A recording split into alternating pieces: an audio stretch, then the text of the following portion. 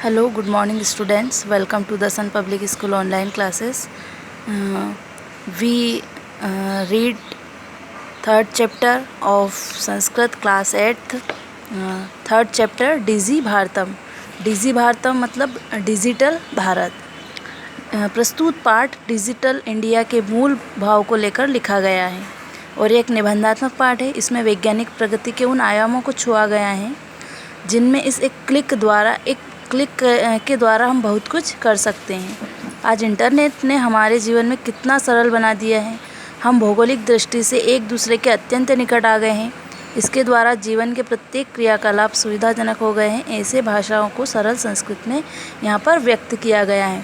Digital Bharat यानी कि एक मोबाइल या कंप्यूटर द्वारा हम हमारे कामों को आसान कर सकते हैं डिजिटल के माध्यम से. Let's start our first paragraph. अद्य संपूर्ण विश्वे डिजिटल इंडिया इत्यस्य चर्चा श्रूयते.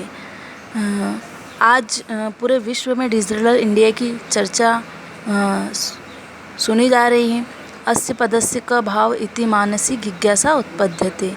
इस पद का जो भाव है वह एक मन में जिज्ञासा उत्पन्न करता है. काल परिवर्तन सह मानवस्य आवश्यकता अपि परिवर्तने. और समय परिवर्तन के अनुसार जो मनुष्य की जो आवश्यकता होती है वह परिवर्तन होती रहती है यानी बदलती रहती है.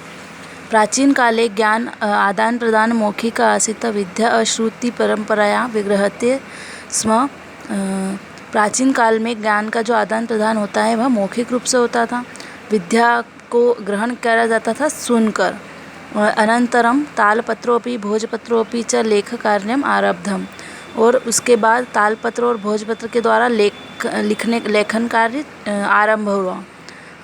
परिवर्तनी काले कर्दभ्य लेखन्या च आविष्कारेण सर्वेषामपो मनोगतानां भावनां कर्दोगपि लेखनम प्रारब्धम.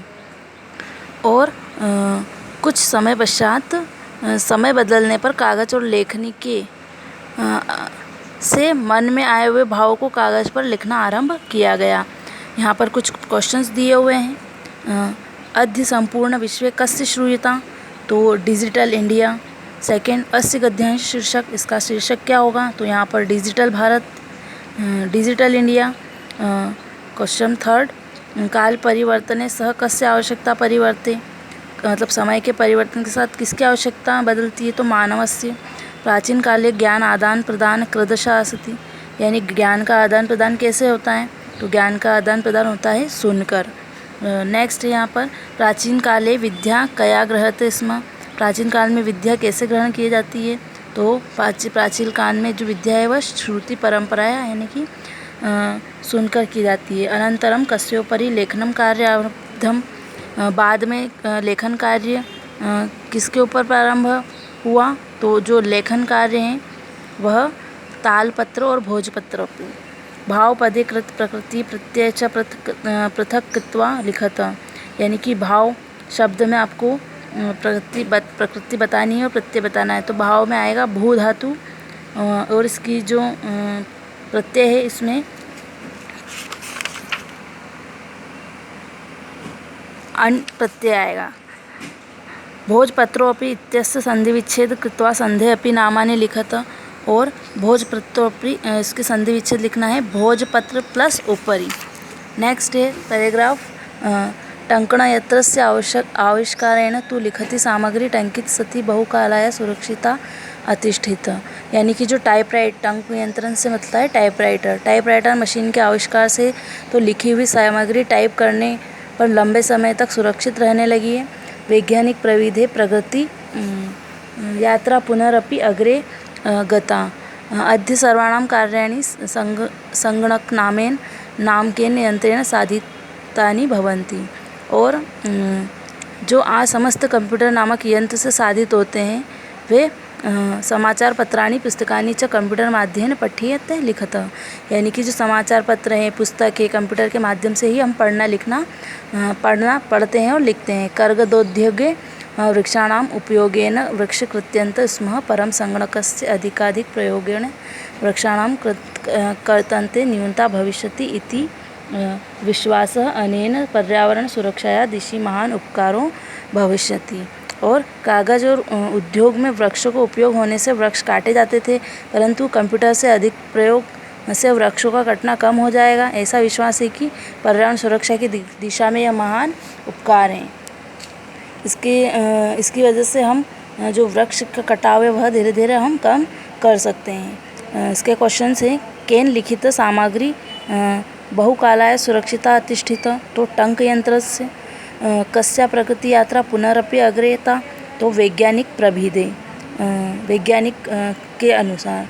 सर्वाणि कार्याणि अद्य केन साधितवान्, तो संगणक यंत्रेण यानी कंप्यूटर के माध्यम से। कंप्यूटर माध्यमेन कानि कानि पठ्यन्ते लिखन्ते, तो समाचारपत्राणि, पुस्तकानि इत्यादि। कस्मिन् उद्योगे वृक्षा कृत्यन्ते स्म, तो आएगा कर्गदोद्योगे वृक्षे कृत्यन्ते स्म। अस्य गद्यांश समुचित शीर्षक, तो टंकणस्य उपयोगिता यानी कंप्यूटर की उपयोगिता। कर्गदोद्योगे का संधि विच्छेद है कर्गद प्लस उद्योगे, और इसका जो संधि है वह अच संधि है और गुण संधि है। अच गुण संधि है। भविष्यति पद में आपको पुरुष लकार वचन बताने हैं, तो भू धातु है, प्रथम पुरुष है, लट लकार है और एक वचन है। थर्ड पैराग्राफ, अधुना आपणे वास्तु कार्यार्थम रूप्यकाणाम अनिवार्यता नास्ति, डेबिट कार्ड, क्रेडिट कार्ड इत्यादि सर्वत्र रूप्यकाणाम स्थानम गृहीतवन्त, यानी कि इस समय में बाजार में वस्तु खरीदने के लिए रुपयों की आवश्यकता नहीं है। डेबिट कार्ड और क्रेडिट कार्ड रुपयों की जगह का स्थान ग्रहण कर लिया है। और वित्त कोशस्य बैंकस्य चापि कार्याणि संगणक यंत्रेण संपाद्यते, और बैंक के समस्त कार्य भी कंप्यूटर से किए जाते हैं। बहुविधा अनुप्रयोगे ऐप मुद्राहीनीय विनिमय सहायका संति, और बहुत से प्रकार के ऐप बिना रुपयों के लेन देन में सहायक हैं। अब यहाँ पर कुछ क्वेश्चंस दिए हुए हैं। अधुना वस्तु क्रिया रूप्यकाम, तो कस्य अनिवार्यता, तो रूप्यकाणाम यानी पैसों की अनिवार्यता। रूप्यकाणाम स्थान अद्य के गृहीतवान, जो पैसे का स्थान किसने ग्रहण कर लिया, क्रेडिट और कार्ड और डेबिट कार्ड ने। वित्त कोशस्य बैंकस्य सर्वाणाम कार्याणि केन संपाद्यते, किसके द्वारा कार्य संभव होता है, तो संगणक यंत्रेण यानी कंप्यूटर के द्वारा। डेबिट कार्ड इत्यत्र को अर्थ, यानी डेबिट कार्ड का क्या मतलब है, तो डेबिट कार्ड को जमा पत्र होता है। क्रेडिट कार्ड इत्यत्र को अर्थ, क्रेडिट कार्ड का अर्थ नामपत्र या सागपत्र अस्ति। के मुद्राहीनाय विनिमय सहायका संति, तो बहुविधि अनुप्रयोगेन। गृहीतवन्तो पदे प्रकृति प्रत्यय पृथक कृत्वा लिखत, यानी कि आपको इसमें प्रकृति प्रत्यय और प्रकृति अलग अलग करना है। तो इसमें ग्रह धातु है और कृतवन्तु प्रत्यय है। सर्वाणि कार्याणि के समास कौन सा है, तो सर्व कार्याणि अत्र, और इसमें कर्मधारय समास है। आई होप कि आपको ये डिजी भारतम के 3 पैराग्राफ अच्छे से समझ में आए होंगे। हम इसके आगे हमारी नेक्स्ट वीडियो में रीड करेंगे। Thank you.